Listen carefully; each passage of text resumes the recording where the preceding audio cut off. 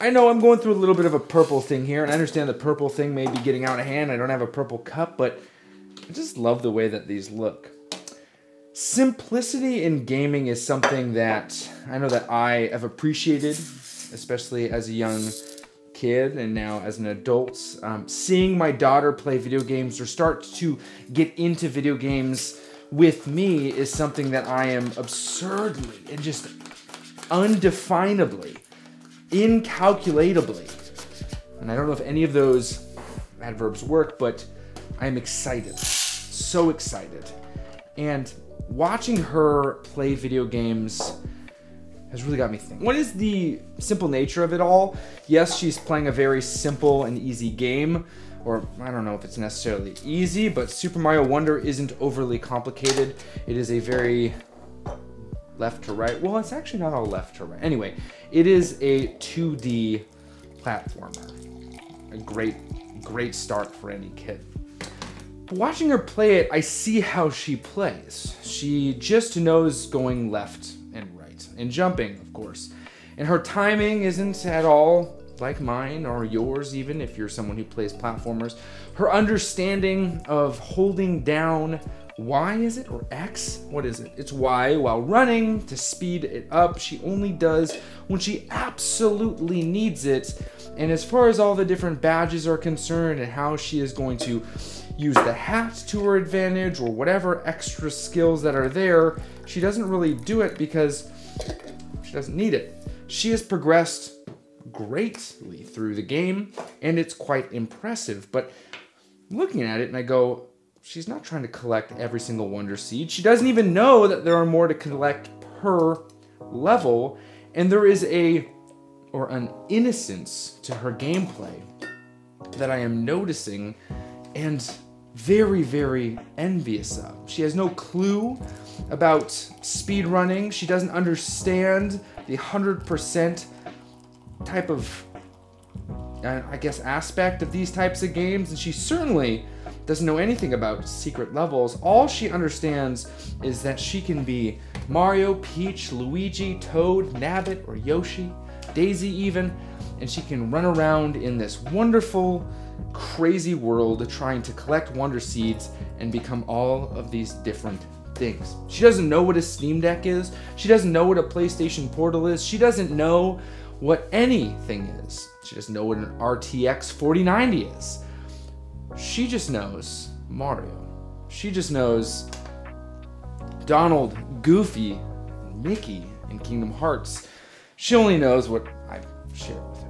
And I can't lie to you, I'm jealous of that. I want that type of limited knowledge. I want to go back and not have any understanding of all of these different devices. And if I could Men in Black erase this knowledge in my brain and experience games for the first time again, I would do it in a heartbeat. In fact, I'm doing that very thing right now with Dragon Ball Z. Some people are like, I can't believe you've never watched Dragon Ball Z. Yes, when Vegeta shows up and fights Goku for the first time, I didn't know it was gonna happen. I didn't know that Vegeta's name was based on the planet that they lived on. I had no clue that Saiyan was a race, not just a classification of power. I didn't know any of that. I'm experiencing it for the first time right now. And I think about this gaming space, and specifically my journey through this gaming space,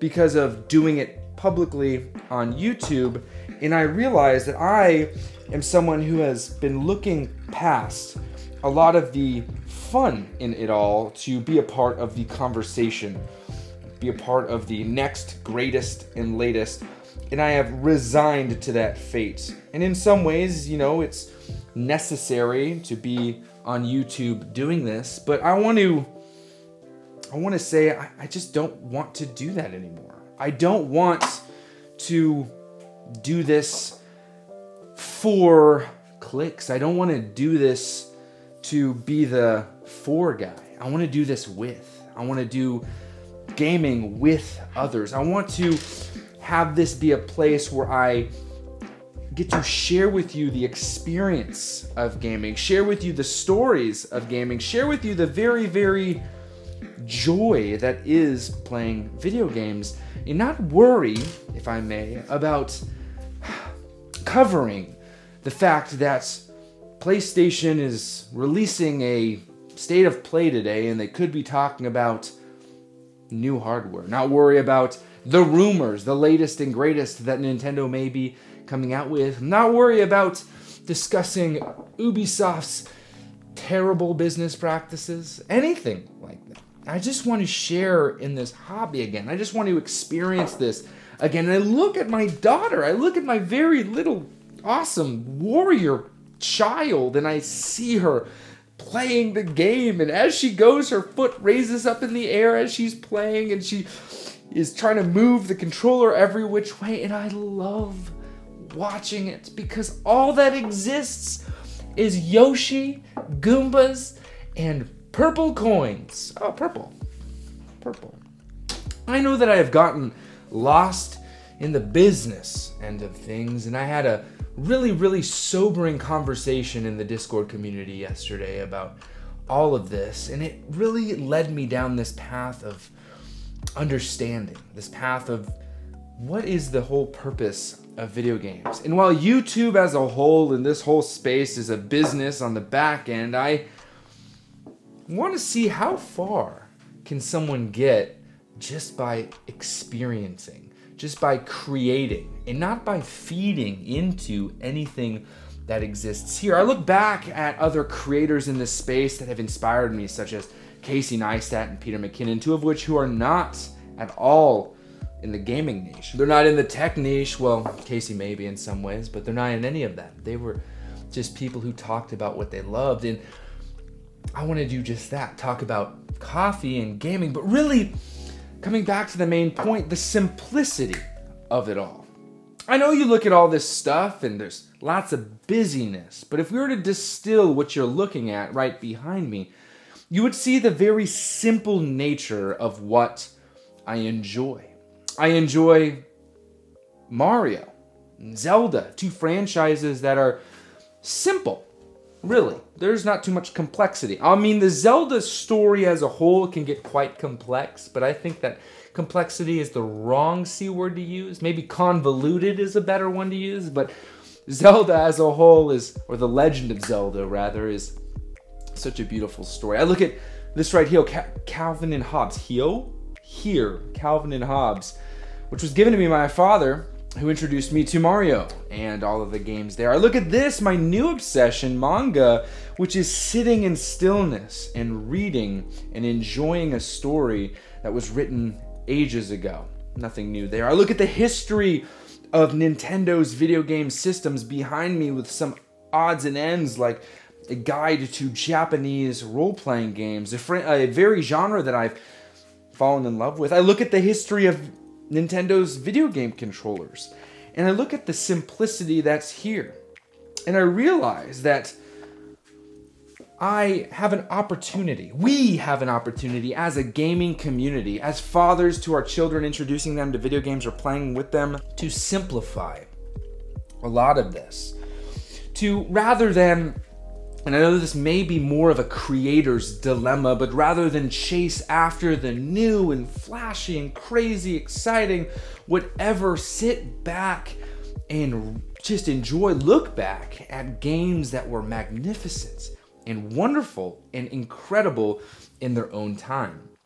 I know that new games are great to some people, but I find myself, as I've stated multiple cups before, running, more like fleeing from and running to retro remakes and remasters. Because stories that were, usually, for me, are stories that are better.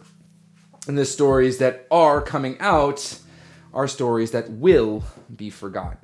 There are plenty of examples of this over these past few years of gaming, and there are plenty of critical videos about how gaming as a whole seems like it's in kind of a weird space. But I know that me personally, I find myself in this newfound excitement. I had fled from some of the older console-like gaming experiences that Nintendo was giving me because I was trying to find a space that was new, exciting, and fun, algorithmically enticing. And I fled to PC gaming and portable PCs, two of which I still find to be absurdly interesting and fascinating, but upon watching and viewing the purity of the very game that I am passionate for, I experienced a innocence that was unmatched and infectious through my daughter's very, very simple way of playing Super Mario Wonder. It has rattled me. It has shaken me. It has given me life again in this very, very passion. And it's something that I strive to chase daily. And I think it's very possible to continually chase that. And it does cost a lot to do so. I think the answer to some of this convoluted, complex, disappointing gaming experiences, I think I missed a tense in there, is slowing down and looking back. I mean, one of the biggest releases I feel like we are getting here as a gaming community here in 2024 is going to be a remake slash remaster slash re-release of the Kingdom Hearts series. In fact, it is available on Nintendo Switch cloud version, Xbox, you can buy it, Epic Store, PC, PlayStation through, I think it's PlayStation 4 and PlayStation 5, as well as emulated. None of the games are unavailable to you, the gamer, but the Steam Deck itself doesn't have it natively supported through the Steam Store. And now, in the middle of June, we are getting all of the games slammed into 3 different packs and able to be purchased and played on the Steam Deck. And I feel like this news in and of itself shook gaming, not because it's anything new. No, not at all. It's not new. It's not at all. I said that twice. You can buy it, as I just gave you examples, anywhere. It is this. Those games were a snapshot in a wonderful gaming timeline, a beautiful moment in gaming history, the 2000s, the early 2000s gaming time. I know for me, as well as a lot of gamers out there who are in their mid-30s to early 40s, experienced some of these stories. The Call of Duty, Apex Legends, Fortnite, League of Legends gamers may not be as excited for these stories as someone like myself, who finds myself playing more single-player, story-based narrative games. I'm not saying that a multiplayer interested individual is wrong. I'm just saying that this game finds itself on my wish list. It finds itself in my thoughts, and as I hold my Steam Deck, which is a lot less frequently now than I was before, admittedly because of Paper Mario and the Thousand Year Door, which I'm streaming over on Twitch if you want to join me, I am excited for this re-release, this remaster, this, not a remake, it's just a remaster. A game of which, the game that I own on my PlayStation 5, that I can use my PlayStation Portal and experience perfectly. A game I've played dozens and dozens of times.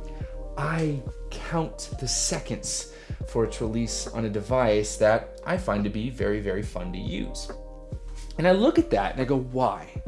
Why am I more excited about Kingdom Hearts releasing on the Steam Deck than Wolverine releasing on PlayStation 5, then the new Hellblade series that came out to, or Hellblade game that came out to Xbox, that any game that is coming to PlayStation or Xbox or the Steam Store or Nintendo? Why am I excited for this Kingdom Hearts series? And I look at it, and I look at the nostalgia side of things, and it's back to the very word that started this all, and that is, say it with me, simplicity. Close, you got it, almost. You're almost there. Simplicity. And now, while we can't erase our responsibilities, we can't go out and tell our bosses we're just going to take 5 days off to play through a game. That just isn't realistic. I do think that it's possible for us to rewire maybe some of these ingrained expectations we have for our gaming experiences. Right, so I feel like a lot of companies now are finding ways to financially support themselves because they've kind of gotten themselves into a sticky situation. Their games take so long to produce and cost so much money, and so once they release, they need to make sure that they can at least break even. Do I think companies are greedy or are money hungry and are taking advantage of you? I choose not to go down that road. Rather, I choose to look at it from a practical perspective, which is gaming companies have made games quite complex. That complexity requires time, and that time requires money. Due to the different things that they need bigger teams, they need to hit much more stringent deadlines, and we are left with what we have this day and age. Whether you love it or hate it, it is what it is. So I'm looking for a way to love this again, to experience this appropriately, healthily, and adequately. Watching my girl play Super Mario Wonder has inspired me not to go and play Super Mario Wonder, but rather to observe video games in a different light. Just as excited as she gets to get a Wonder Seed and to finish a level, that same excitement exists when I say your friend is outside ready for you to play. It is an innocence. It is a small world she lives in. She has her front yard friends, her backyard toys, and her video games in the house. It's a small world. And while I can't erase responsibility, as I stated before, and I can't convince you to, or I shouldn't convince you because it's not necessary, not necessary, but it's not healthy to forget about the world around you. I can say this. Maybe, just maybe, we sit back and we simplify things. We don't worry so much about the next greatest and latest. We don't worry so much about having all the things. We don't worry so much about how many sales can we capitalize on to create the biggest libraries out there to play the game eventually, which I am just as guilty of as you are.